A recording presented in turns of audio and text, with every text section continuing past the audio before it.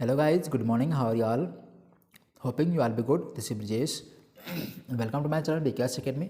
सो आज क्लास में हम लोग डिस्कस करने वाले हैं वर्ल्ड ज्योग्राफी थ्रू मैप्स का। ये हमारा 5वां लेक्चर होगा। 4 लेक्चर्स ऑलरेडी मैं अपलोड कर दिया हूँ, आप उसको जाके डिस्क्रिप्शन बॉक्स से या तो चाहें तो आप प्ले लिस्ट से जाके देख सकते हैं। ये हम लोग पढ़ेंगे आज क्लास में साउथ अमेरिका। इसके पहले 4 वीडियोज़ जो मैं अपलोड किया हूँ वो हुआ हमारा एशिया पर। अब एशिया का मैंने बताया था, एशिया थोड़ा लंबा टॉपिक था, तो ये 4 वीडियो में कवर हो गया है। अब हम लोग नया चैप्टर पढ़ा जाएगा, नया कॉन्टिनेंट, नया महाद्वीप, वो होगा हमारा साउथ अमेरिका महाद्वीप। इसमें हम जो भी क्वेश्चंस आपके प्रीलिम के लिए, प्रीलिम में मैं आपको बताया कि जो सीरीज चलाया जा रहा है हम लोग वर्ल्ड ज्योग्राफी थ्रू मैप्स का, ये प्री फोकस्ड है 2023 के लिए। IAS PCS दोनों के लिए इम्पोर्टेंट है, ठीक है। तो जो भी एस्पिरेंट्स IAS PCS का एग्ज़ाम दे रहे हैं उनके लिए काफ़ी इंपॉर्टेंट है। जो प्रीलिम में बैठने वाले हैं अगले एग्ज़ाम में, तो उनके लिए काफ़ी इंपॉर्टेंट है। जितने भी एग्ज़ाम्स, जितने भी क्वेश्चंस आए हुए हैं ज्योग्राफी से रिलेटेड मैपिंग वाला, वो सब मैं इसमें बताऊंगा आपको। तो आप वीडियो को पूरा देखा करिएगा, कोशिश करिएगा पूरा देखने की। इसका PPT आप डाउनलोड कर सकते हैं, आप टेलीग्राम चैनल से भी जा करके, या ग्रुप में जुड़े हैं तो आप ग्रुप में भी मैं आपको शेयर कर देता हूँ, ठीक है। तो आज उन सारे क्वेश्चंस का हम लोग ढूंढने की कोशिश किया जाएगा, कैसे कैसे क्वेश्चंस यहाँ से आते हैं मैपिंग से, वो सब चीज़ों को समझने की कोशिश किया जाएगा, ठीक है। चलिए तो फटाफट जुड़ जाइए, चैनल को सब्सक्राइब कर लीजिए, बेल आइकन प्रेस कर लीजिएगा, सो दैट आने वाली मेरी वीडियो की सारी नोटिफिकेशन आपको मिल जाए। प्लस आप दूसरों तक शेयर भी कर दीजिएगा, लाइक कर दीजिएगा, कमेंट कर दीजिएगा, ठीक है। चलते हैं, समझते हैं हम लोग आज वर्ल्ड ज्योग्राफी थ्रू मैप्स का 5वां लेक्चर, जो हमारा होगा साउथ अमेरिका के बारे में, दक्षिण अमेरिका के बारे में, ठीक है। ओके, चला जा आगे समझा जा। अब मैं आपको बता दूं, ये है आपका पूरा वर्ल्ड का फिजिकल मैप। पिछली हर क्लास में मैंने आपको बताया है फिजिकल मैप, तो हम लोग आज फिर यहीं शुरुआत करेंगे। इधर के जो हम लोगों ने पढ़ा था, मैं आपको इधर बता दूं, ये आपका एशिया है। तो एशिया का मैं आपको यहाँ बता दूँ, ये वाला पोर्शन यहाँ से जो घेरा गया था एशिया का, ये पूरा पोर्शन यहाँ तक हमने पढ़ लिया है एशिया को पूरी तरीके से, ठीक है। इधर का जो पोर्शन था ये आपका यूरोप था, ये आपका अफ्रीका था, इधर ऑस्ट्रेलिया कॉन्टिनेंट हो गया, ये हो गया आपका ऊपर का पोर्शन नॉर्थ अमेरिका का। ये हम लोग पढ़ेंगे आज की क्लास में साउथ अमेरिका। तो डायरेक्टली आपको मैंने केवल एक ही अभी कॉन्टिनेंट पढ़ाया है, अगला कॉन्टिनेंट हम पढ़ेंगे साउथ अमेरिका का। फिर उसके बाद 1 बाई करके नॉर्थ अमेरिका, अफ्रीका, यूरोप और फिर लास्ट में ऑस्ट्रेलिया। 3-4 वीडियो में पूरा वर्ल्ड ज्योग्राफी को मैं अच्छी तरह से समझा दूंगा, पूरा वीडियो को देखा करिएगा, ठीक है। तो आज हम लोग पढ़ने वाले हैं साउथ अमेरिका के बारे में। अब साउथ अमेरिका में आपको बता दूं, ये पड़ेगा आपका, इतना जो पोर्शन मैंने आपको बताया था, ये है सेंट्रल अमेरिका, यानी ऊपर नॉर्थ अमेरिका, नीचे साउथ अमेरिका है। दोनों के बीच में जो भाग मिल रहा है उसको बोलते हैं सेंट्रल अमेरिका। तो मैं आपको यहीं से शुरुआत करता हूँ। यहाँ पड़ेगी पनामा कैनाल। कौन सी कैनाल? Panama canal. ऊपर होगा डोरियन की गल्फ, नीचे पनामा कैनाल मिलेगी, पनामा गल्फ मिलेगी। दोनों को जोड़ने वाली कैनाल बनाई गई है, इसको बोला गया पनामा कैनाल। यहीं से हम नीचे की तरफ आएंगे, सदर्न की तरफ। सदर्न की तरफ आएंगे तो हम चले आएंगे कहाँ पे? पैसिफिक ओशियन में। इधर आप देखिए 0 डिग्री बीचों बीच से गई है, इक्वेटर इसको आप बोलते हैं। तो बीचों बीच से लाइन गुजरी है, इसको बोलते हैं 0 डिग्री इक्वेटर, भूमध्य रेखा बीचों बीच से काटी गई है, ठीक है। तो आप देखेंगे तो साउथ अमेरिका का मैक्सिमम जो पोर्शन पड़ रहा है सदर्न हेमिस्फीयर में, यानी साउथ हेमिस्फीयर में पड़ रहा है। ऊपर का जो होता है नॉर्थ हेमिस्फीयर है, ठीक है, उत्तरी गोलार्ध, राइट, और नीचे का है दक्षिणी गोलार्ध। तो आप देखेंगे साउथ अमेरिका का जो पोर्शन मैक्सिमम है वो आपका सदर्न हेमिस्फीयर में पड़ रहा है, ठीक है। अब यहाँ से लेके यहाँ तक लगभग 10 डिग्री तक का इसका एक्सपेंशन जो है नॉर्थ हेमिस्फीयर में पड़ता है। बाकी यहाँ से लेके यहाँ तक, कुल मिलाकर के यहाँ से लेकर के यहाँ तक का एक्सपेंशन इसका देखेंगे तो लगभग 10 डिग्री नॉर्थ से लेकर के 55 डिग्री साउथ तक इसका एक्सपेंशन है, राइट, समझ में आ गया, लैटिट्यूड में, ओके। यहाँ से यहाँ तक का एक्सपेंशन इसका। तो हम नीचे आ जाएंगे साउथ पैसिफिक ओशियन में। फिर हम आ जाएंगे यहाँ पे ड्रेकन पासेज है। ड्रेकन पासेज से गुजरते हुए चले आएंगे हम कहाँ पे? अटलांटिक ओशियन में। अटलांटिक ओशियन में हम चले जाएंगे फिर ऊपर की तरफ, तो नॉर्थ अटलांटिक मिलेगा। फिर हम इधर मूव करेंगे तो यहाँ मिलेगा आपको कैरेबियन सी, कैरेबियन सी मिलेगा। कैरेबियन सी से होते हुए फिर हम पनामा कैनाल में एंट्री कर जाएंगे। तो जितना पोर्शन मैंने घेर दिया ये है आपका साउथ अमेरिका, राइट, समझ में आ गया। तो ये आपका पूरा पूरा पोर्शन पड़ता है साउथ अमेरिका में। अब इसको देखिए कि इधर जैसे घिरा हुआ है साउथ अमेरिका का पोर्शन, इधर की तरफ आ जाएंगे आप, नॉर्थ में आपका कैरेबियन सी है, इधर चले आएंगे तो आपको मिलेगा पैसिफिक ओशियन, इधर चले आएंगे ईस्ट की तरफ तो मिलेगा अटलांटिक ओशियन, ठीक है, इधर मिलेगा पैसिफिक। नीचे आपका ड्रैकन पैसेज है, यही नीचे की तरफ आपका केप हॉर्न भी है, केप हॉर्न मतलब एक केप है, ठीक है, तो ये केप हॉर्न है, राइट। तो यहाँ ड्रैकन पैसेज से लेकर के पूरा नॉर्थ तक ये कैरेबियन तक यहाँ फैला हुआ है, इधर आपका पैसिफिक हो गया, इधर आपका अटलांटिक ओशियन हो गया, तो इन सबसे सराउंडेड ये पोर्शन मिल रहा है, ठीक है, समझ में आ गया। तो आज हम लोग इसी को डिटेल में पढ़ने की कोशिश किया जाएगा, तो वीडियो को स्किप मत करिएगा, समझने की कोशिश करिएगा पूरा, ठीक है। चलते हैं समझते हैं हम लोग आज नॉर्थ अमेरिका को। अगला हम थोड़ा सा पॉलिटिकल देखते हैं इसका। पॉलिटिकल में देखिए ये पोर्शन दिख रहा है, कौन कौन से कंट्री हैं, ये पूरा पोर्शन आपको दिख रहा है, ठीक है, ये आपका पूरा नॉर्थ साउथ अमेरिका है, राइट।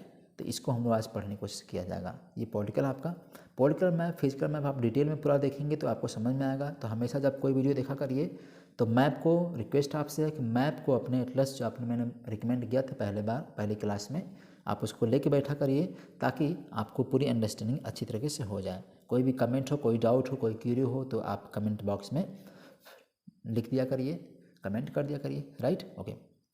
चलते समझते हैं आज हम लोग साउथ अमेरिका को।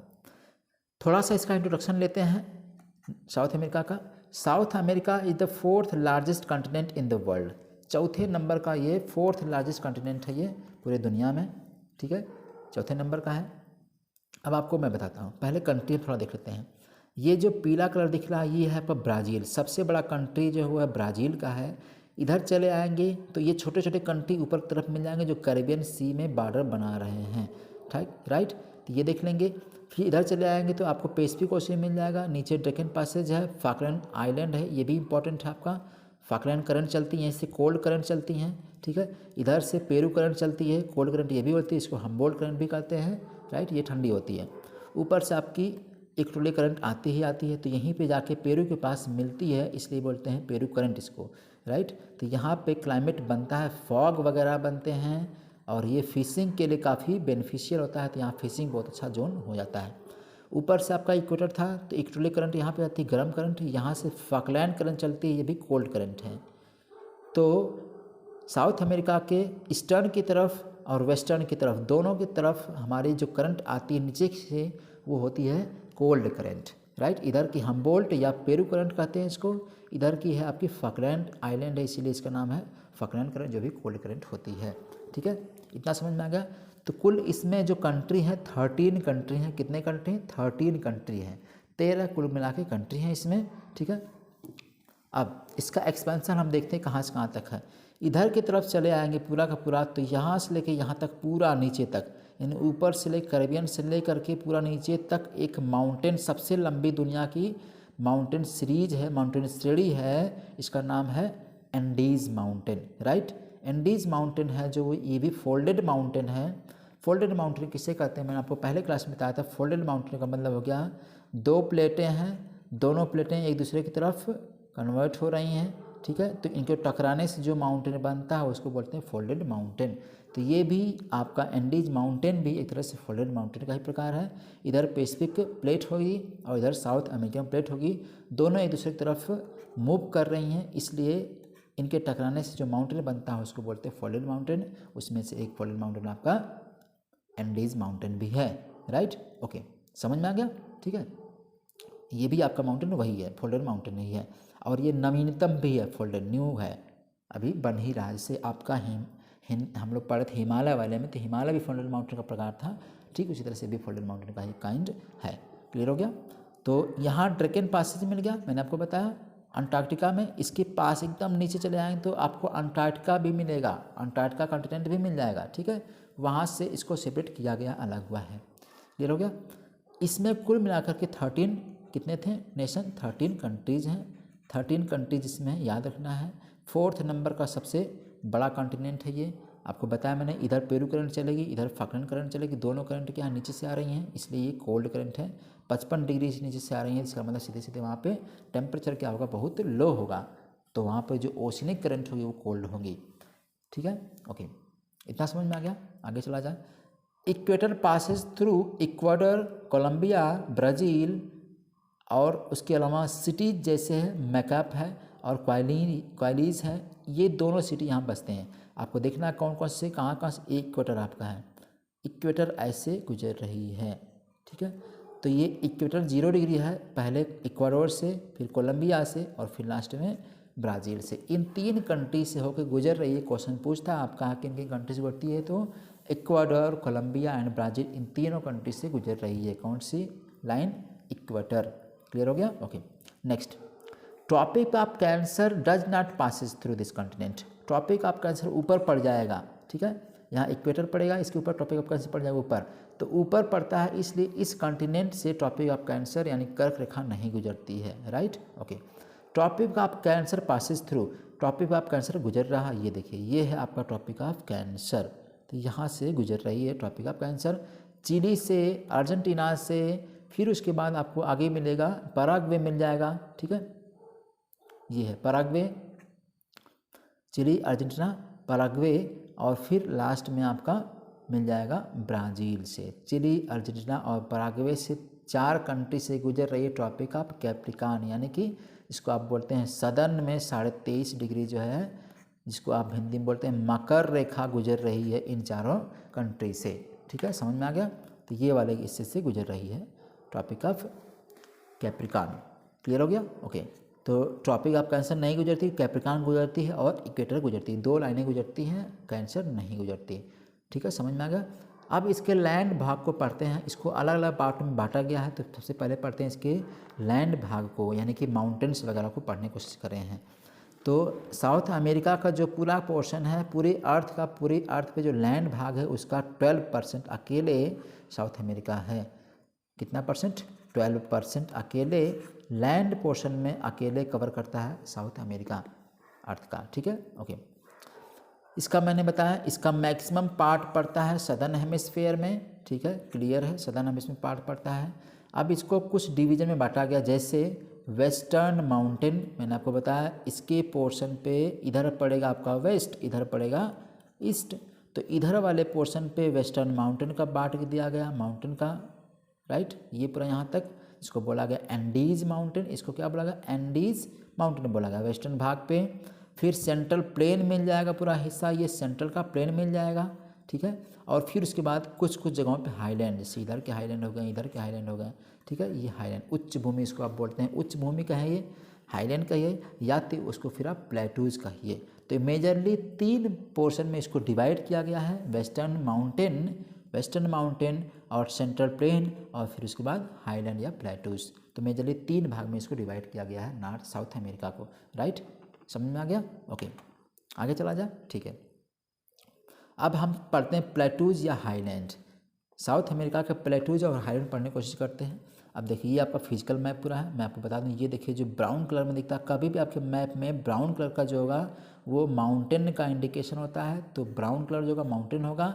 येलो कलर जो होगा वो आपका या तो डिजर्ट होगा या तो हाईलैंड होगा या प्लेटूज होगा, राइट। इधर देखिए माउंटेन है, इधर भी आपका माउंटेन मिल रहा है।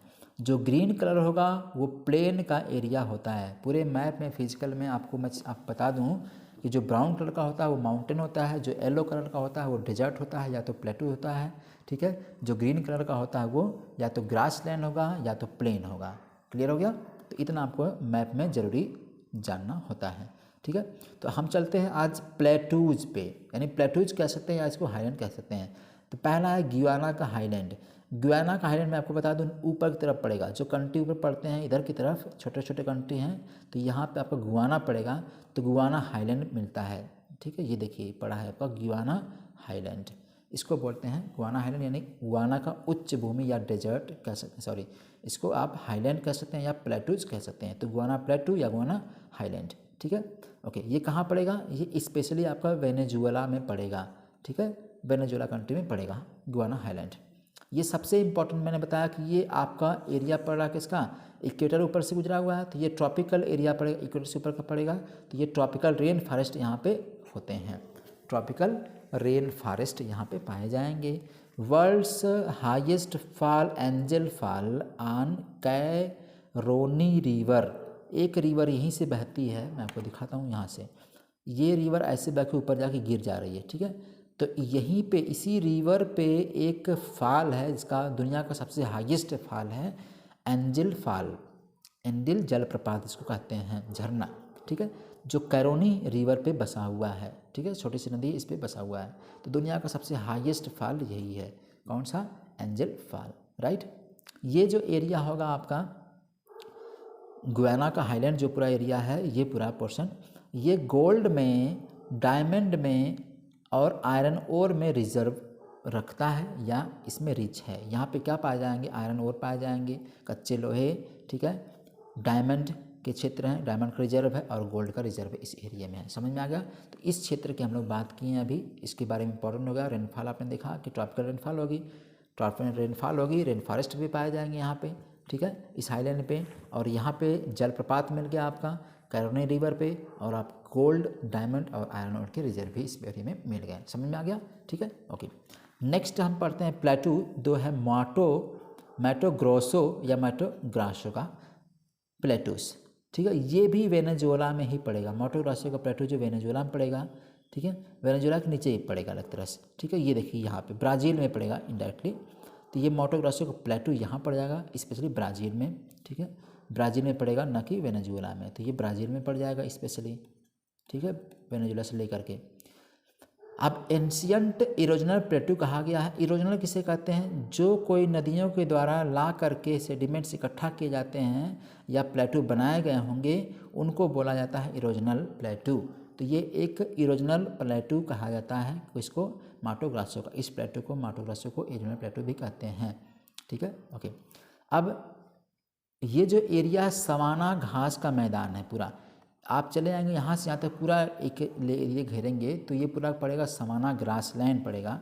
तो सवाना ग्रासलैंड का ही एक भाग है, कौन सा? प्लेटू, मैटो ग्रासो का प्लेटू, ठीक है। यहाँ पे बाय जाएंगे part of savanna grassland. Cattle raising is prominent, यहाँ पे पशु चारण होता है। पशु चारण का मतलब पशु यहाँ पे चराए जाते हैं, कैटल ग्रेजिंग चलती है, ठीक है।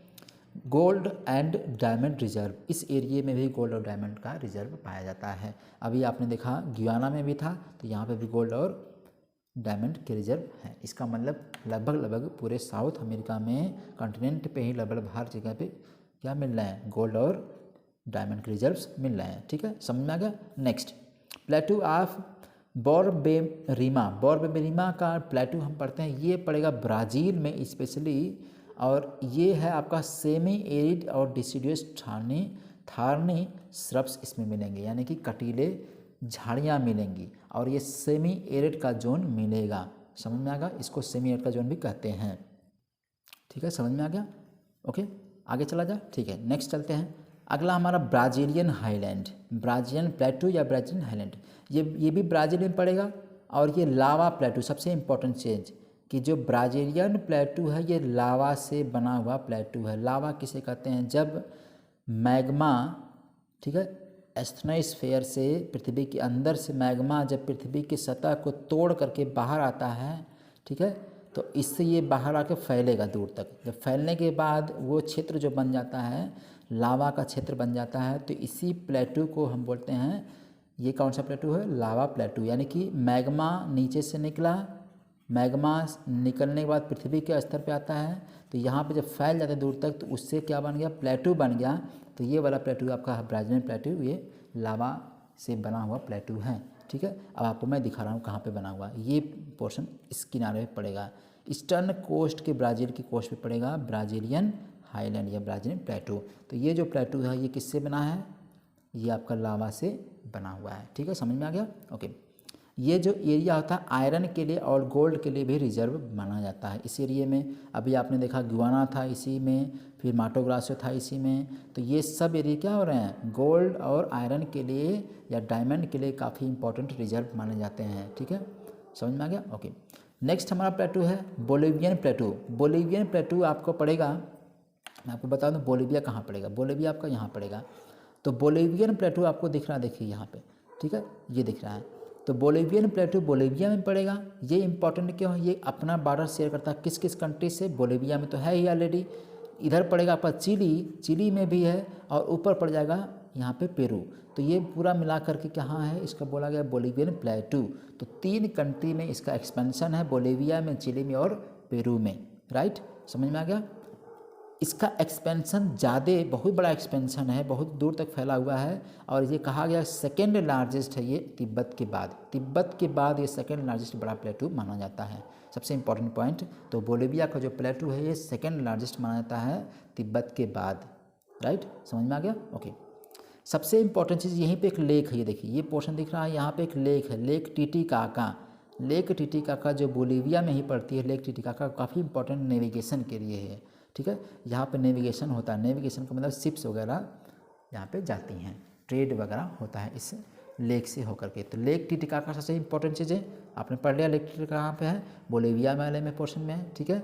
3 कंट्रीज़ में एक्सपेंशन है बोलिविया प्लेटू का, बोलिविया में, चिली में और पेरू में, राइट। क्लियर हो गया, ओके, समझ में आ गया। तो अब आपने पढ़ लिया कौन कौन से प्लेटूज, गुआना, माटो ग्रासो और फिर ब्राज़ीलियन और यहाँ पे बोलिवियन प्लेटू। 4 प्लेटू आपने इंपॉर्टेंट पढ़ लिया साउथ अमेरिका के बारे में, राइट, ओके, ठीक है। नेक्स्ट हम चलते हैं अगले पॉइंट पे, वेस्टर्न माउंटेन पे। अब हम माउंटेन थोड़ा देखने की कोशिश करते हैं 1 बाय 1। माउंटेन मैंने बताया वेस्टर्न घाट पड़ता है, तो ये जो पोर्शन पूरा है आपका क्या है, एंडीज माउंटेन की सीरीज है। तो इसी को हम लोग पढ़ने की कोशिश किया जाएगा, वेस्टर्न माउंटेन। आप देखिए शुरुआत इसकी कैरेबियन सी से होती है, यहाँ से लेके पूरा यहाँ तक डेक्कन पासेज तक, ठीक है, पड़ा हुआ है ये। अब इधर के जो कंट्रीज हैं जैसे पेरू, चिलीविया, यहाँ पे कोलंबिया हो गया, पेरू हो गया, चिली हो गया, पूरा लंबा यहाँ तक, तो इन सब कंट्रीज में फैला हुआ है कौन, एंडीज माउंटेन, ठीक है। अब देखते हैं कैरेबियन से ले करके southern tip of South America तक इसका एक्सपेंशन है, ठीक है। They are young fold mountain, मैंने आपको बताया ये फोल्ड माउंटेन का प्रकार है, ठीक है। इसमें इधर ओशियनिक करंट, ओशियनिक प्लेट है और यहाँ पे कॉन्टिनेंटल प्लेट है, दोनों के टकराने से माउंटेन बना है ये एंडीज माउंटेन, राइट। इधर पैसिफिक ओशन प्लेट है और इधर आपकी साउथ अमेरिकन प्लेट है। क्लियर हो गया, ओके।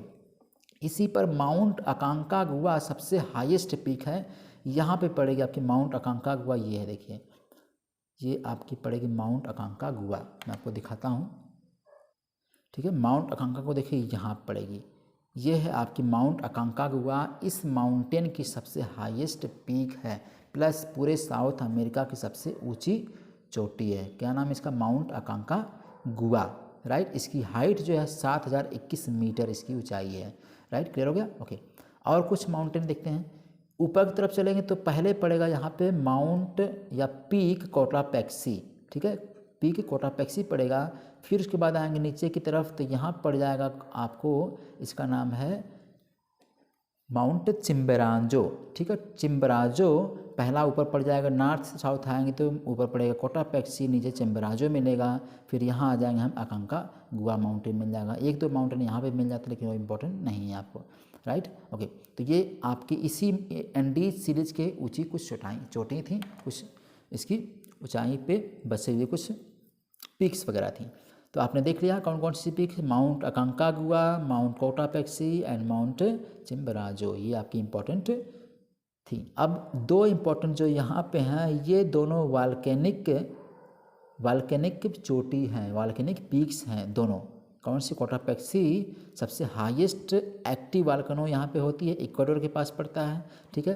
दूसरा है जो माउंट चिम्पराजो है इसके बगल में, ये भी आपका इक्वाडोर में ही, दोनों माउंटेन कहाँ पड़ेंगे, इक्वाडोर में ही पड़ेंगे। और दोनों के दोनों एक्टिव वाल्केनो के माउंटेन हैं, यहाँ पे वाल्केनेज निकलती रहती हैं। समझ में आ गया, ठीक है। तो ये आपका थोड़ा सा माउंटेन के बारे में इम्पोर्टेंट होगा जो वेस्टर्न घाट पे पड़ता है, ठीक है, ओके। क्लियर हो गया, समझ में आ गया, ठीक है। आगे चला जाए, ठीक। अब बात कर लेते हैं हम चौथे नंबर पे, 4th का आपका है रिवर्स, नदियों के बारे में बात करते हैं। कौन कौन सी इंपॉर्टेंट रिवर हैं साउथ अमेरिका की। पहला सबसे इंपॉर्टेंट रिवर है अमेजन रिवर, सबसे इंपॉर्टेंट रिवर, सबसे बड़ी, वॉल्यूम में सबसे बड़ी नदी है ये, ठीक है। वॉल्यूम में सबसे बड़ी नदी है ये आयतन में, ठीक है। अब ये देखिए यहाँ से निकलती है, यानी कि कुल मिला के एंडीज माउंटेन यहाँ था, एंडीज माउंटेन से निकलती है ऐसे बहते हुए आके यहाँ पे अटलांटिक ओशियन में गिर जा रही है, राइट। और ये डेल्टा भी थोड़ा छोटा बना देती है यहाँ पे इस एरिए में। क्लियर हो गया, तो ये हो गया। इसकी बहुत सारी सहायक नदियाँ हैं, जैसे सहायक नदी आप देखेंगे इधर से नदी गई है, इधर से नदी गई है, बहुत सी सहायक नदियाँ हैं। नेग्रो है, मैडेरा है, ऊपर से बहुत सारी नदियाँ इसमें आके मिल रही हैं, राइट।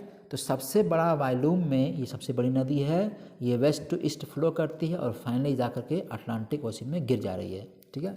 ऊपर आपका कैरेबियन सी पड़ ही रहा था, ठीक है, तो अटलांटिक में गिरती है ये, क्लियर हो गया, समझ में आ गया। ये इसके माउथ में पेट्रोलियम बहुत ज़्यादा पाया गया, पेट्रोलियम के रिजर्व पाए गए यहाँ पे जहाँ इसका माउथ है, क्लियर हो गया, ओके। रबर के लिए भी इम्पोर्टेंट है ये। अब ये जो पोर्शन जहाँ तक इसका बेसिन है यहीं पे अमेजन का जंगल यानी अमेजन फॉरेस्ट भी पाया जाता है, सबसे डेंस फॉरेस्ट है दुनिया के ये, राइट। इसमें बहुत सी लाखों प्रकार की प्रजातियाँ होती हैं, स्पीसीज जानवरों की, पेड़ पौधों की यहाँ पे पाई जाती हैं, ठीक है, अमेजन के फॉरेस्ट में। तो चलते हैं अमेजन को पढ़ लेते हैं थोड़ा सा। अमेजन का रेन फॉरेस्ट जो है ये मैंने आपको बताया कि रेन फॉरेस्ट पे ये एरिया पड़ रहा है, इक्वेटर यहाँ से गिरा हुआ है, तो इस एरिया में रेन फॉरेस्ट मिलेगा। इसका मतलब इक्वेटर पे बहुत ज़्यादा रेनफॉल होती है, आपको पता ही है। तो ये रेन फॉरेस्ट कहते हैं इसको। सदाबहार वन पाए जाएंगे यहाँ पे, हमेशा हरे भरे रहेंगे, लंबे लंबे ऊंचे ऊंचे होंगे, ये डेंस फॉरेस्ट होगा, बहुत बड़े लंबे लंबे होते हैं। इन पे इनके जड़ों में बहुत कम ही सूर्य पहुँच पाता है, हमेशा पानी भरा रहता है। तो यहाँ के लोग क्या करेंगे, यहाँ के लोग पेड़ों पर रहेंगे, ठीक है, खेती बाड़ी नहीं कर पाएंगे। इस एरिया के लोग खेती बाड़ी नहीं कर पाएंगे तो क्या करेंगे, हंटिंग करेंगे, शिकार करेंगे, राइट। इस पे ये डिपेंड यहाँ का इकोनॉमिक पूरी होती है इस एरिया में, ठीक है, समझ में आ रहा है ना, ठीक है, ओके। आगे चला जाए, ये समझ में आ गया। तो इसका ये रिवर बेसिन है पूरा, रिवर अमेजन का, इसको बोलते हैं रेन फॉरेस्ट। तो अमेजन का रेन फॉरेस्ट एरिया, इसके बारे में पढ़ लेते हैं। ये पड़ेगा आपका मैक्सिमम एरिया किससे, ट्रॉपिक वाले एरिया में पड़ रहा है, तो इसको बोलेंगे tropical rain forest, right, okay. सबसे important point, covering northern west Brazil से लेकर के इसका एक्सटेंशन कोलंबिया, पेरू और अनदर साउथ अमेरिकन कंट्रीज़ में फैलेगा। यानी ये पूरा यहाँ पे ब्राज़ील इधर पड़ रहा है, इधर वाले कंट्री में फैला हुआ है इधर तक, ठीक है। कई सारे कंट्रीज़ में इसका एक्सपेंशन इस जंगल का पाया जाता है, सबसे बड़ा जो जंगल है ये, राइट, ओके। अनाकांडा का नाम आपने सुना ही होगा, अनाकांडा इसी जंगलों में मेरे ख्याल से पाए जाते हैं, ठीक है, ओके। अब सबसे important, very rich in biodiversity, इसमें बायोडाइवर्सिटी यानी बहुत प्रकार के स्पीसीज पेड़ पौधों की पाई जाती हैं। मोर देन 2.5 मिलियन स्पीसीज यहाँ पाए थे, सोच लीजिए 2.5 मिलियन का मतलब हो गया आपका 25 लाख, 1 मिलियन का मतलब 10 लाख होता है, तो 25 लाख स्पीसीज इसमें पाई जाती हैं। अब तक रिसर्च हो चुका है या डिस्कवर किए जा चुके हैं इस एरिया में, समझ में आ रहा है, बहुत इंपॉर्टेंट एरिया है ये, ठीक है। अब ये एरिया थोड़ा डिफॉरेस्टेशन हो रहा है, यानी कि पेड़ों की कटाई उटाई हो रही है, अंधाधुंध कैटल रेंचिंग भी हो रही है, और सोयाबीन्स फील्ड भी पाए जाते हैं यहाँ पे, डिफॉरेस्टेशन हो रहा है, ठीक है। तो ये थोड़ा सा पेड़ों कटाई यहाँ पे ज़्यादा हो रही है, क्योंकि आप हर देश डेवलप कर रहे हैं, तो जाहिर सी बात है पेड़ों को काट करके ही वहाँ पे खेती हो सकती है, या फिर हो सकता है कि वहाँ घर द्वार बनाए जा सकते हैं, ठीक है। तो ये डिफॉरेस्टेशन इस एरिया में थोड़ा बहुत हो रहा है, समझ में आ गया। ये आपका अमेजन का रेन फॉरेस्ट था, आपने समझ लिया इसके बारे में। आगे चलते हैं हम लोग, अगला हमारा रिवर है पराना रिवर, सबसे इम्पोर्टेंट पराना रिवर है आपकी, यहाँ मैं आपको बता दूँ, ये आपने अमेजन देख लिया ऊपर थी, पराना रिवर देखिए, एक पराग्वे रिवर ऐसे बहते हुए आ रही है सदर्न की तरफ, यहाँ पे गिर जाती है रियो डी ला प्लाटा में। रियो डी ला प्लाटा एक गल्फ है, यहाँ पे आके गिरती है रियो डी ला प्लाटा के पास में, राइट। तो इसी की एक सहायक नदी ऐसे आके मिलती है पराना नदी, ठीक है। किसकी सहायक है, पराग्वे की सहायक नदी है पराना रिवर। इसके बारे में पढ़ते हैं, नॉर्थ टू साउथ फ्लो करती है, सोर्स इसका जंक्शन है पराग्वे से, जंक्शन इसका यानी पराग्वे से ही ये सोर्स लेकर के आगे बढ़ती है, यानी सहायक नदी इसी की है, राइट। इसका नाम अल्टो पराना भी है। बहुत से वाटरफॉल इस नदी पर बसे हैं। वाटरफॉल का मतलब था झरना, जिसको आप कहते हैं हिंदी में झरना। तो इस नदी में बहुत सारे झरने हैं, ठीक है। नेविगेशन के लिए काफ़ी इंपॉर्टेंट है ये, क्योंकि यहाँ से ट्रेड होगा तो ऐसे बहते हुए यहाँ पे समुद्र तक ये जाया जा सकता है इसके थ्रू। पम्पास रीजन कहा जाता है इसको, पम्पास रीजन की में खेती होती है। पम्पास होता है जो घास का मैदान है और कोल्ड एरिया में पड़ता है। ये पम्पास जो होता है ये घास का मैदान एक तरह से है, और ये कोल्ड एरिया में पड़ता है, यानी इस वाले पोर्शन में पड़ेगा पम्पास, ठीक है। पम्पास, ठीक है, इधर पड़ेगा आपका कम्पास, इधर पड़ेगा कटिंगा, ये सब घास के मैदान ही हैं, राइट। इधर के हो जाएंगे आपके, ये हो गए थोड़ा सा वार्म हो जाएंगे, वार्म घास के मैदान। ये पम्पास नीचे पड़ेगा आपका, तो इसको बोलेंगे हम कोल्ड घास का मैदान। ठीक है, समझ में आ गया? ओके, क्लियर हो गया इतने चीज़ें? ठीक है, ओके। नेक्स्ट रिवर है उरुग्वे। उरुग्वे एक कंट्री, यानी पराग्वे और उरुग्वे दो कंट्री आपने देखा था, तो पराग्वे और उरुग्वे दो कंट्री हैं, तो उरुग्वे में ये नदी बहती है। ठीक है, तो इसको बोला गया उरुग्वे रिवर। तो उरुग्वे रिवर मैं आपको बताता हूँ। उरुग्वे रिवर उरुग्वे में बहेगी, पढ़ते हैं, देखिए नॉर्थ टू साउथ इसका फ्लो है। ठीक है, जॉइंट पराना रिवर में जाके मिल जाती है to the form Rio and from, और जाकर कहाँ गिरती है? रियो डी ला प्लाटा में एस्चुरी बनाती है। एस्चुरी का मतलब यहीं से आके मिलेगी और इसमें पराना रिवर में, और ये एस्चुरी बनाती है। एस्चुरी का मतलब कोई नदी अगर ऐसे बहती है तो ये यहाँ पे इस तरह से डिस्ट्रीब्यूट हो जाती है, राइट, लास्ट में अपने माउथ के पास में, इसको बोल देंगे एस्चुरी। राइट, समझ में आ गया? तो रियो डी ला प्लाटा में इसके गल्फ में एस्चुरी बनाती है। ये कौन सी नदी? Uruguay river. समझ में आ गया? सबसे इम्पोर्टेंट ये भी है, नेविगेशन के लिए है। ओके, क्लियर हो गया? और यहाँ पे रैपिड्स, न्यूरस रैपिड्स, रैपिड्स मतलब यही छिप्रिकाएँ, इसको हिंदी में छिप्रिकाएँ कहते हैं, यानी कि ये बट जाती है, डिस्ट्रीब्यूट हो जाती है इसका पानी लास्ट माउथ के पास में, इसलिए बोलते हैं इसको रैपिड्स। तो बहुत सारे रैपिड्स इसमें मिलते हैं। समझ में आ गया? ओके, क्लियर है? आगे चला जाए, ठीक है। नेक्स्ट हमारा अब आते हैं हम लोग डिजर्ट पे। साउथ अमेरिका के डिजर्ट देखते हैं कहाँ कहाँ पे हैं। दो सबसे इम्पोर्टेंट साउथ अमेरिका के डिजर्ट हैं। एक आपका है पटागोनिया का डेजर्ट, जो कोल्ड डेजर्ट है ये, ठीक है, नीचे की तरफ पड़ेगा, और एक है अटाकामा डेजर्ट जो हॉट डेजर्ट है, यानी वार्म डेजर्ट है ये। अब देखते हैं कहाँ कहाँ पे हैं। ये पड़ेगा आपका अटाकामा का डेजर्ट, ठीक है, ये एंडीज़ माउंटेन आपका था, तो इस वाले पोर्शन में पड़ जाएगा अटाकामा का डेजर्ट। ये पोर्शन पड़ जाएगा इधर अर्जेंटीना में पैटागोनिया का डेजर्ट। तो पैटागोनिया ये पड़ेगा 30+ पड़ जाएगा, 40+ लेवल पड़ जाएगा, इसीलिए इसको बोलते हैं आप ठंडा, ये कोल्ड है, कोल्ड रीजन में पड़ रहा है, इसलिए कोल्ड डेजर्ट कहलाएगा ये पैटागोनिया का डेजर्ट जो अर्जेंटीना में पड़ रहा है। ठीक है, ये कोल्ड डेजर्ट है। और ये डेजर्ट क्यों बना है, मैंने आपको बताया था, डेजर्ट अक्सर क्या होते हैं, किसी भी कॉन्टिनेंट के वेस्ट कोस्ट पे ही पाए जाते हैं। डेजर्ट अक्सर वेस्ट कोस्ट पे ही पाए जाते हैं। अब ये वाला पैटागोनियन डेजर्ट कैसे बना ये बताता हूँ आपको। इधर से आपकी मानसून ऐसे चलता है, ठीक है, तो ये जो माउंटेन है, माउंटेन इस मानसून को रोक देता है, इसलिए इधर बरसात नहीं जा पाती है। तो ये जो पैटागोनिया का माउंटेन डेजर्ट बना है, कोल्ड डेजर्ट, ये बरसात न जाने की वजह से यहाँ पे डेजर्ट बना है, लेकिन ये कोल्ड डेजर्ट याद रखना है। ठीक है, ओके, समझ में आ गया? तो ये हो गया पैटागोनिया। अब आते हैं यहाँ पे Atacama desert. Atacama desert hot desert है, ठीक है, वार्म डेजर्ट है, क्लियर हो गया। लेकिन यहाँ पे भी कोल्ड, जबकि पेरू करंट यहाँ चलती है, तो इसकी कंपेरेटिवली ये थोड़ा सा हॉट है, इसकी कंपेरेटिवली, लेकिन पूरा हॉट नहीं, पूरा मतलब हॉट पूरा जैसे अपना थार डेजर्ट उस तरह नहीं है, ठीक है, लेकिन इसकी कंपेरिजन में थोड़ा सा हॉट डेजर्ट है ये। तो ये ड्राइस्ट डेजर्ट, इससे कहा गया ड्राइस्ट डेजर्ट है ये, ठीक है, इसको ड्राइस्ट डेजर्ट कहा गया, यानी इधर से अगर मानसून बनता है, आता है, तो इधर बरसात थोड़ा बहुत होगी। यहाँ माउंटेन पड़ गया, माउंटेन के साइडो जोन में पड़ा है, इसलिए सबसे ड्राइस्ट, दुनिया का सबसे ड्राइस्ट डेजर्ट इसे कहा गया, किसको? अटाकामा डेजर्ट को। सबसे इंपॉर्टेंट पॉइंट कहाँ पे पड़ेगा ये? चिली में। इधर पड़ा पर्सन पड़ेगा आपका चिली, इधर पड़ जाएगा अर्जेंटीना। तो चिली में ये पड़े रहा आपका कौन सा डेजर्ट? Atacama desert. क्लियर हो गया? इसका इम्पैक्ट कोल्ड करंट की वजह से पड़ता है, और यहाँ पे एरिडिटी ज़्यादा है।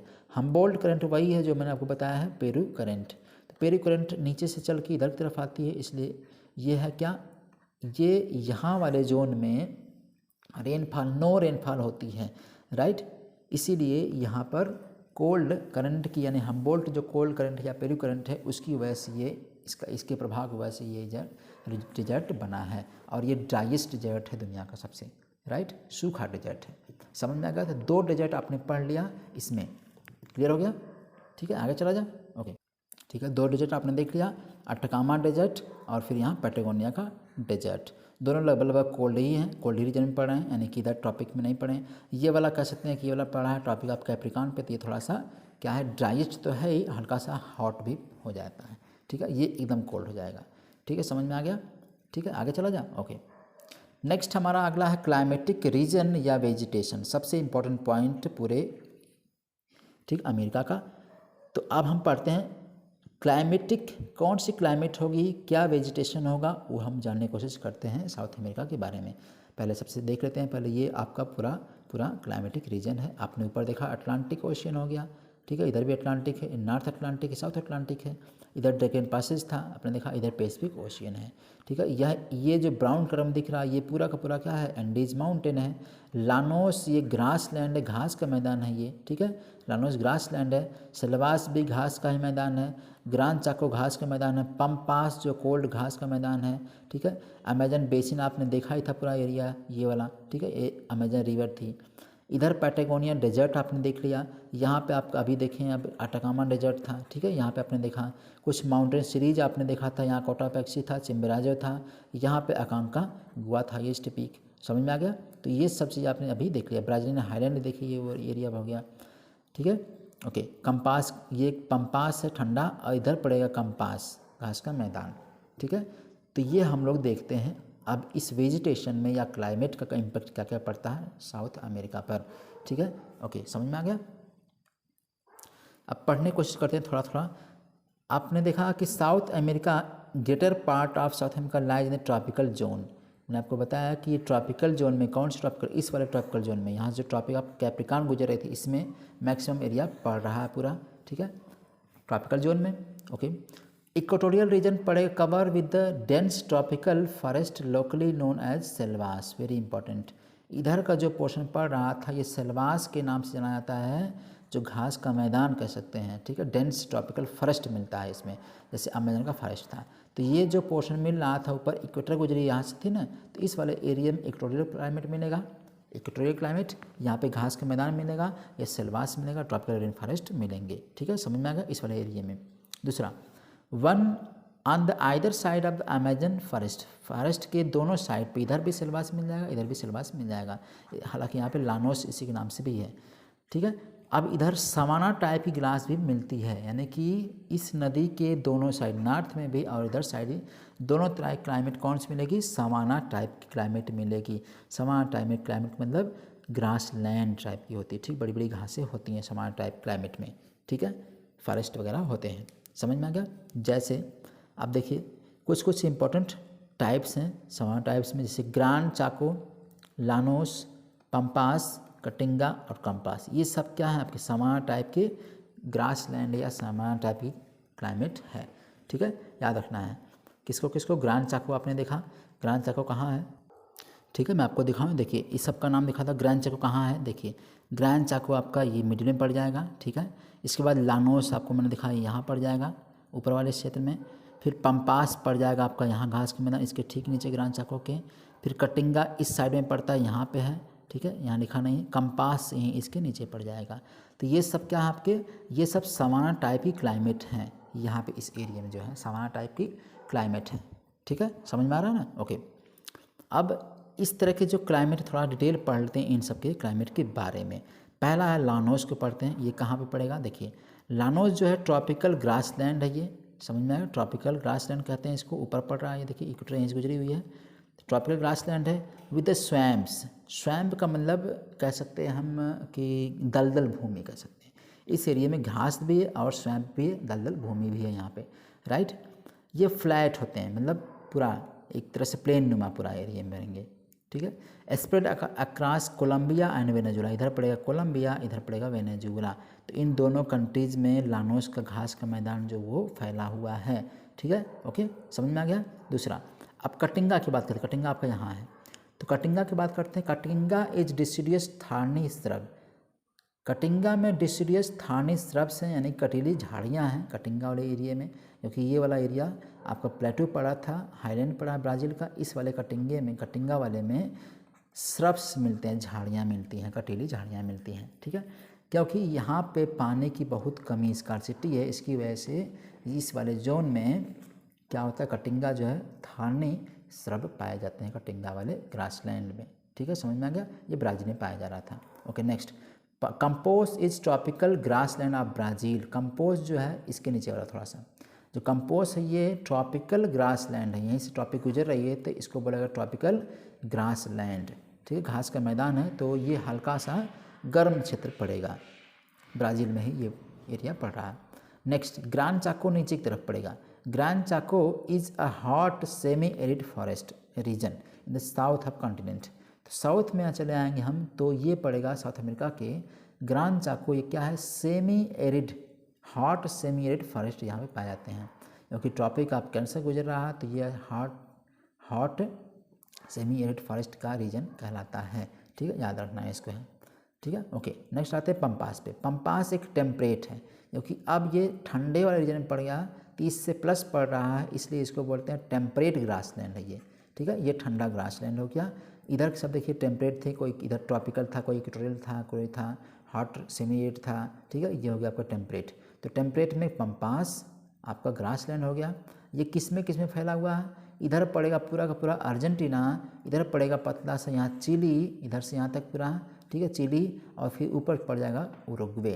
तो 3 कंट्री में ये स्प्रेड है पंपास ग्रासलैंड, जो टेम्परेट ठंडा है, अर्जेंटीना, ब्राज़ील और चिली में। ठीक है, समझ में आ गया?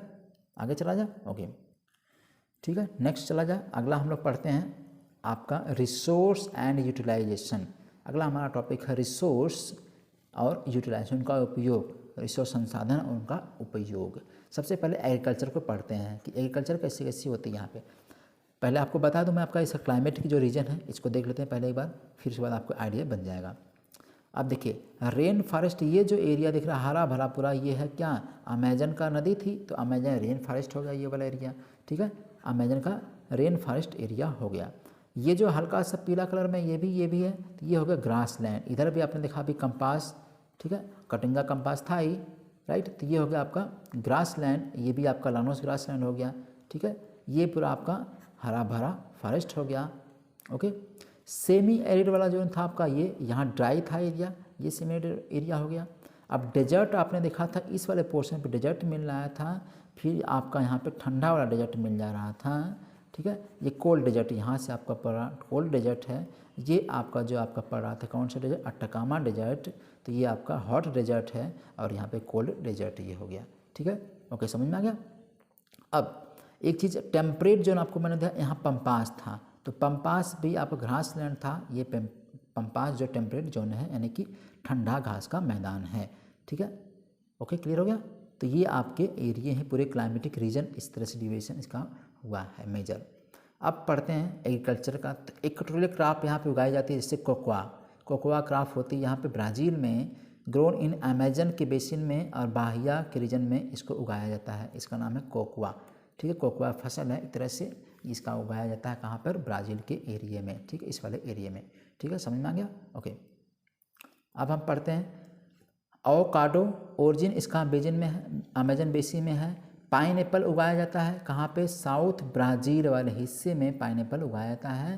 प्लस पराना रिवर के बेसिन में भी क्या होती है, किसकी होती है? पाइन एप्पल की खेती होती है, अनानास की खेती होती है। रबर का उत्पादन अमेजन के बेसिन में होता है, रबर का उत्पादन आपका अमेजन के बेसिन में होगा। ठीक है, तो ये आपके हो गए इक्वेटोरियल क्लाइमेट के through equatorial crops, right.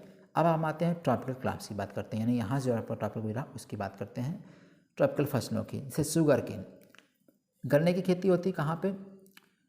फजन dance इसको कहते हैं। गन्ने की खेती लार्ज अमाउंट में उगाया था, इसको बोलते हैं फजन डास, सबसे इंपॉर्टेंट पॉइंट।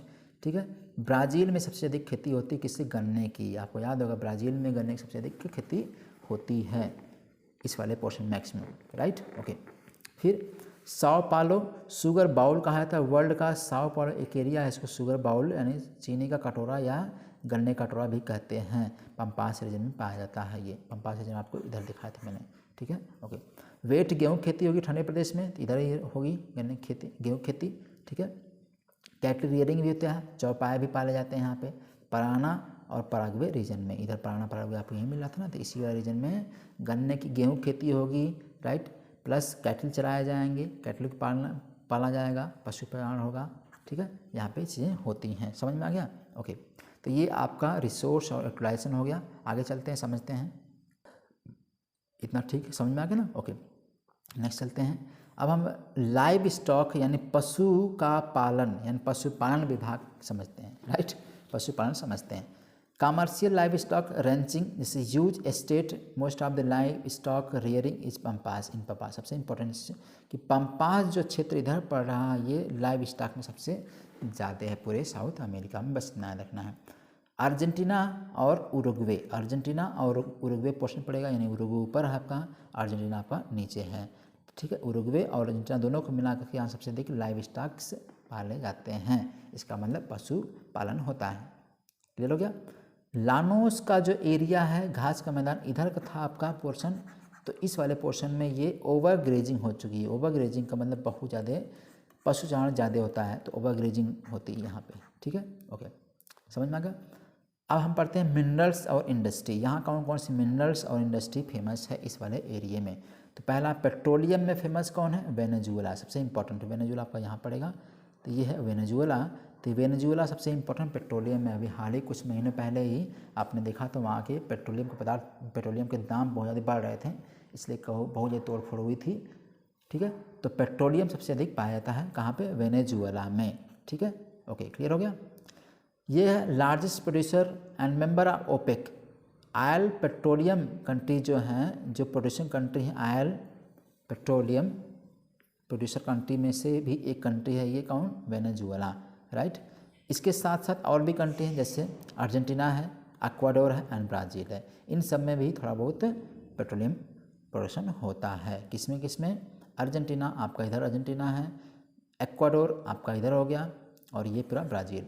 इसके अलावा ये 3 राज्य और भी हैं जहाँ पे पेट्रोलियम का उत्पादन होता है, राइट। नेक्स्ट, कॉपर, सबसे इंपॉर्टेंट पॉइंट, चिली में सबसे अधिक कॉपर होता है। चिली आपका लंबा पूरा पोर्शन है, सबसे अधिक चिली में कॉपर का प्रोडक्शन होता है, राइट।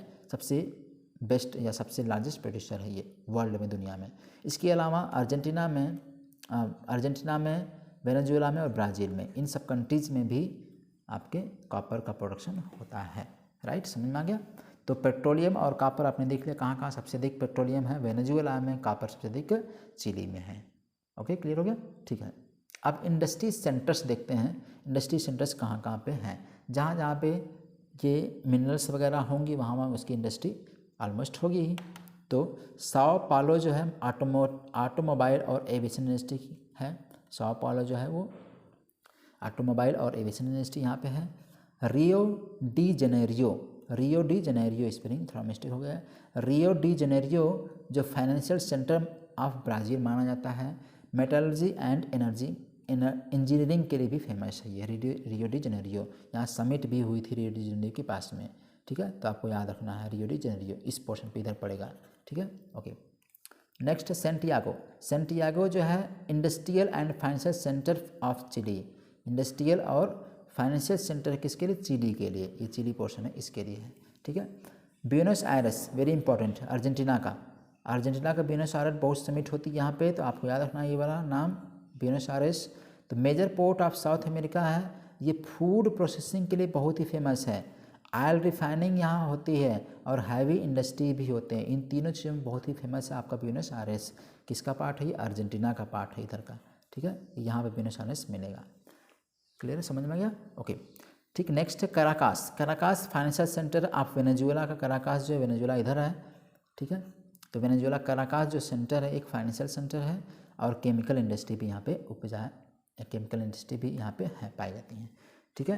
तो ये आपका होगा इंडस्ट्रियल सेंटर, मिनरल इंडस्ट्री हो गया, लाइव स्टॉक रेयरिंग हो गया, ये सारी चीज़ हमने इसमें पढ़ लिया, समझ में आ गया। आगे चला जाए। अब सबसे इंपॉर्टेंट एक चीज़ पढ़ लेते हैं हम लोग, the coffee pot of world.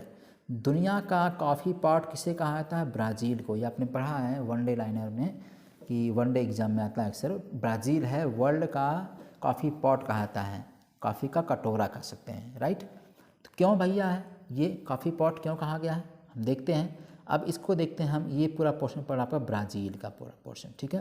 Brazil है, ये अमेजन का बेसिन इसका है, ब्राज़ील से गुजर रहा है।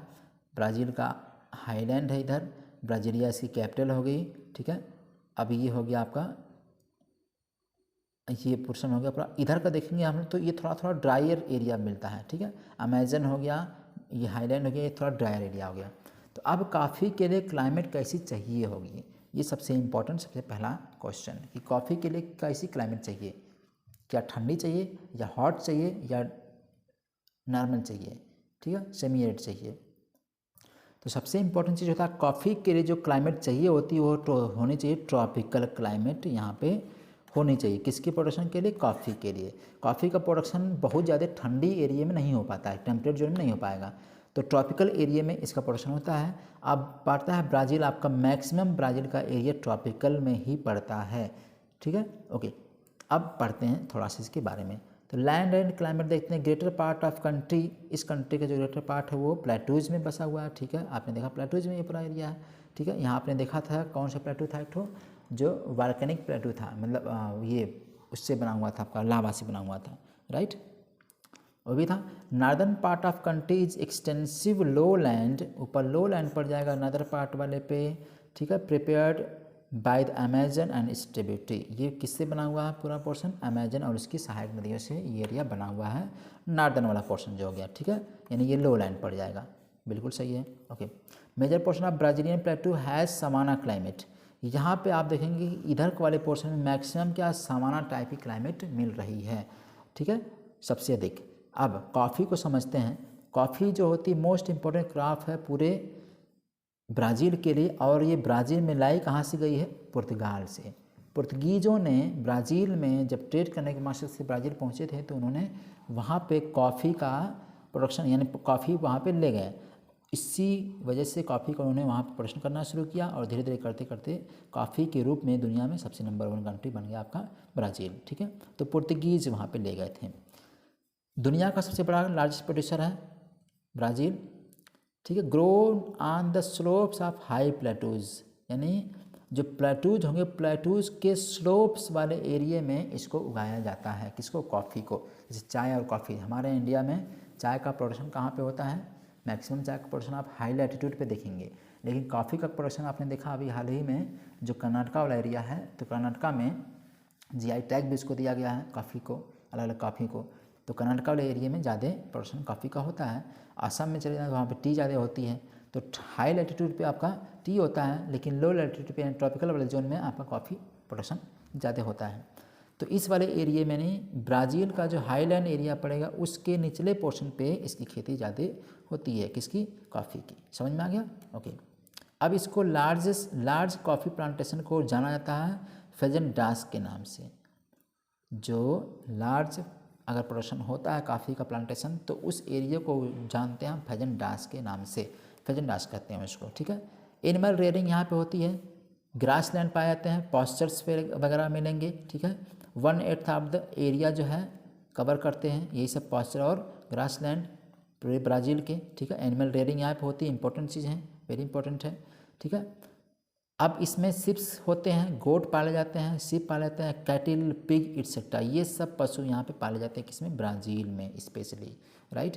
फसलें कौन कौन होती हैं इस एरिया में? मेज़, मक्के की फसल होगी, राइस होगी और बीन्स होगी। इन सब मुख्य फसलों को यहाँ पे उगाया जाता है। कहाँ पे? ब्राज़ील में। तो ब्राज़ील को कॉफ़ी पार्ट ऑफ वर्ल्ड भी कहा जाता है। आपने समझ में आ गया आपको, ठीक है, क्लियर हो गया। तो ये अब तक का लास्ट क्लास था।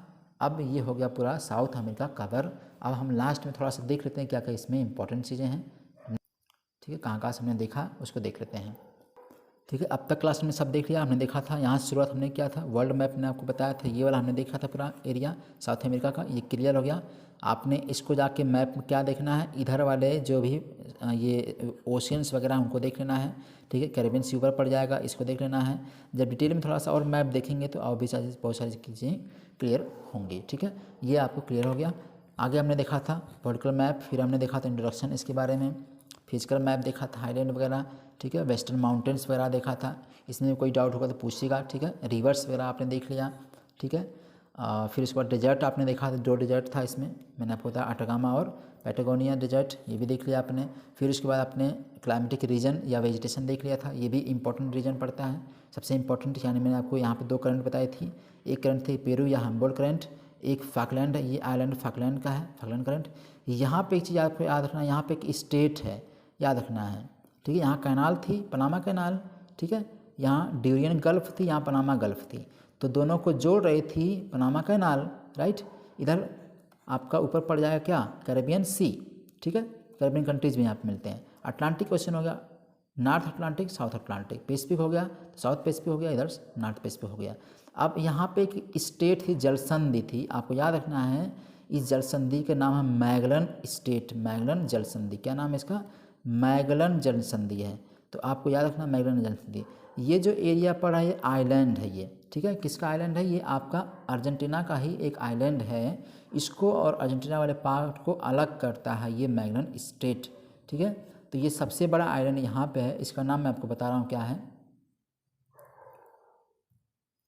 ठीक है। इसका नाम इसका नाम मैं बता देता हूँ क्या है। इसका नाम है आपका सियरा, इसका नाम एक सेकंड इसका नाम पड़ जाएगा, एक मिनट होल्ड, जस्ट 1 मिनट। इसका नाम है टेरा डेल फ्यूगो, ठीक है। इसका नाम है टेरा डेल फ्यूगो। ये सबसे बड़ा आइलैंड इस पूरे कॉन्टिनेंट का है टेरा डेल फ्यूगो, टियरा, ठीक है, डेल फ्यूगो, ठीक है। टेरा डेल फ्यूगो ये आइलैंड है, इसको अलग करता है अर्जेंटीना वाले पार्ट को। इसका क्या नाम है स्टेट का? मैगलन स्टेट, ठीक है। आपको याद रखना, इसको मैप में जाके देख लेंगे, यहाँ से इंपॉर्टेंट आपका आता है क्वेश्चंस, ठीक है। ओके, तो यहाँ से आपके फैकलैंड आइलैंड ये हो गया। यहाँ से करंट गुजर रही थी ठंडी वाली, ऊपर जाएगी, ऊपर से ब्राज़ीलियन करंट आती है, ये कोल्ड करंट होती है, ये वाली गर्म हो जाएगी, ये वाली कोल्ड करंट हो जाएगी। एक करंट और जाती है ऊपर की तरफ, इसको आप पेरू कहते हैं या हम्बोल्ट कहते हैं। एक करंट और इधर से आती है नॉर्थ पैसिफिक वाली, तो यहाँ वाले एरिया पे जाके मिलेंगी। तो इस वाले एरिया में यहाँ पे लो जोन बन जाएगा, नो रेनफॉल जोन यहाँ पे बन जाएगा पूरा पूरा, यहाँ कोई रेनफॉल नहीं होगी। पेरू वाले रेनफॉल होती है, ठीक है। इसी से रिलेटेड आपका आगे एक टॉपिक पढ़ेंगे हम लोग, जब पढ़ेंगे ला नीना और एल नीना, तो उसको यहीं से समझा जाएगा, ठीक है। समझ में आ गया? तो डेक्कन पैसेज यहाँ हो गया, यहाँ मैगलन स्टेट हो गई, ठीक है। और यहाँ पे फकलैंड आइलैंड हो गया, ये यूके का फिलहाल फकलैंड आइलैंड है, राइट। ओके, समझ में आ गया, ठीक है। ऊपर आपने कैरेबियन सी देख ही लिया, तो अब मेरे ख्याल से ये सब टॉपिक समझ में आ गया होगा आपको। इस सब टॉपिक मैंने आपको बता दिया, ठीक है। सारे कंट्रीज देखिए इधर हो गए, रिसोर्सेज यूटिलाइजेशन हो गया, इधर मैंने आपको क्लाइमेटिक चीज़ें बता दिया है, ये आपको देख लेना ध्यान से है। इससे क्या होगा, ये सब मेंस वगैरह में आपको लिखने में आसानी हो जाएगी, ठीक है। अब प्रीलिम के क्वेश्चन जहाँ से बनते हैं आपको मैंने सारा टॉपिक पढ़ा दिया, समझा दिया, आप उसको ढंग से देख लीजिएगा, पढ़ लीजिएगा, ठीक है। ओके, तो आज की क्लास में इतना ही। Thank you so much, God bless you all, see you soon next time.